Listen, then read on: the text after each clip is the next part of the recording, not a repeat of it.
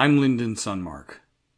Whenever we are talking about HR data and information, we are inevitably talking about human resource information systems. In short, HRIS. We can't really talk about HR data and information without talking about these information systems. What is an HR information system? Whenever people join, interact, or leave an organization, information is generated. This is transactional information. If a company has a human resource information system, any activity that has the propensity to generate information for the organization will be stored. Generally, these systems are commercial software packages that are designed for this purpose. These systems sometimes include the ability to process payroll as well, and at other times the payroll software is a separate software system. In my experience, I was quite familiar, for example, with PeopleSoft for many years. In that HRIS, the payroll was part of what you got when you got the human capital management part of their product. We talk about being transactional because it captures all the various interactions between an employee or an applicant. These are all the things that are going on with the employee while they are joining the organization, working there, or leaving it. These types of systems generally offer basic reporting capability and data query import-export capability. I say basic because when you are designing software for HR information systems, there too you are designing it for a purpose. That purpose is that you are trying to design a system that is patterned after the HR business processes within that organization. So the capturing of information occurs, hopefully relatively efficiently, as the interaction unfolds. This is not an afterthought. It should be captured real time. So the primary purpose of all HR information systems are to model HR business processes and trying to capture the information as closest to the generation of it as possible. Good HR information systems will be designed on good HR business processes. Typically, in the terms of the capability of these systems, some of the larger HR information systems that are out there, the larger players, can handle transactions numbering in the hundreds of thousands and possibly millions of records or more. HR information systems in terms of volume may just be handling what's going on in an organization with a size of 500 employees or 200 employees and so on as well. But the bottom line is that they are created with the purpose of capturing transactional information coming out of HR business processes. That's their primary design. To apply this to analytics, most of them are not designed for analytics as an outcome. They are designed to report transactions line by line and to export those transactions to data warehouses or any other analytical tools that might be used to summarize the information. They typically don't have strong analytical tools and capabilities. Reporting tools are often the transactional line-by-line detailed nature, so dashboarding capabilities are also very limited. So now we are talking about what HRISs are not. This goes back to the issue that they are not sufficient as analytical tools.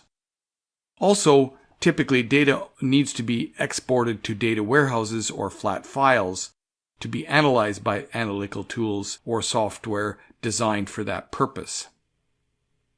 There are a number of options that exist for reporting and analytics. Part of this comes down to the purposes of reporting. If the questions that are coming in are about, I need this information on these people over this period of time, that is just basic reporting of HR data, and typically your HRIS can handle it. But when we are talking about analytics, we're always talking about data sets. Analyzing data sets goes back decades to when packages like SPSS and other statistical packages were located on a computer mainframe and at that point it already had a concept of a data set. What a data set for purposes of analytics is data where one or more columns are the metrics that you are interested in. The outcome or the dependent variable is typically those one or more columns. All the other columns of information that make up the dataset are specific pieces of information that you think that the outcome metric is going to be correlated with. These are independent variables. No matter what type of statistical procedure, tools, or analytical tools you apply in the process, you are trying to get the data in a dataset format. Once it is in that form, you can have a variety of options at your disposal in terms of tools and be able to take a look at what is going on with your data depending on the questions that are being asked. Common tools that can be used to report on HR data are Excel, which is probably the most common one that people have on desktops. The benefit of Excel is that most HR information systems can export to Excel in the comma-separated value format. In Excel, you can easily visualize data as well. Other packages that have been out there for quite some time has been SAP's Crystal Reports. This is able to take the data exported out of your information system and use it for visualizations and reporting in dashboards and scorecards. Another well-known package is called Tableau. This is particularly strong on the visualization part of analytics. This visualization is really powerful when it's used properly. When data is properly visualized, it prompts questions which requires further statistical analysis to be answered. The danger in working primarily with visualization packages is if your data never goes beyond the visualizations. This results in you showing a lot of graphics, trends, and so on, but you're not actually analyzing the data with statistical procedures that can help you determine correlation and statistical significance. So you can visualize forever without coming up with any definitive conclusion. Don't fall into this visualization trap. The same goes for Power BI from Microsoft. This is also primarily a visualization tool which has been built to have hooks directly into the R software package. There are some versions of Power BI Desktop that are free to download from the Microsoft website.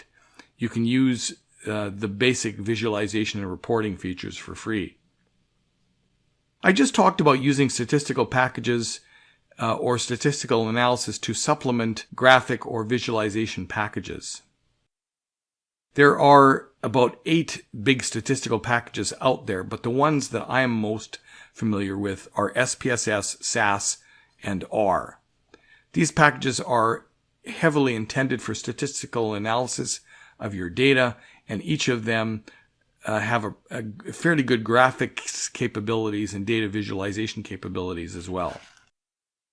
In addition to having data sets and reporting, there is the area of data warehouses. Data warehouses can have and host data sets of various types. There are specific reasons of when and where you might want to use data warehouses. This is a subject in and of itself. Visualizations and statistical packages can tap into these data warehouses for quick data extraction. Data warehouses are used for several reasons. First of all, when the information comes out of an HRAS, it may not be in the form needed for analytical purposes. And I link back to our comments on the format of a data set. The data needs to be transformed before it can be analyzed. The process of getting data into a data warehouse is called extract, transform, and load, or ETL. It allows you to get the data from the system, transform it into a data set that is usable for the intended purposes, and load it back into the warehouse. A second reason why you might want to use data warehouses is that the business questions you are trying to answer may require information from different systems. For example, you may need to combine marketing, sales, and financial data to answer your analytics question with respect to some HR data.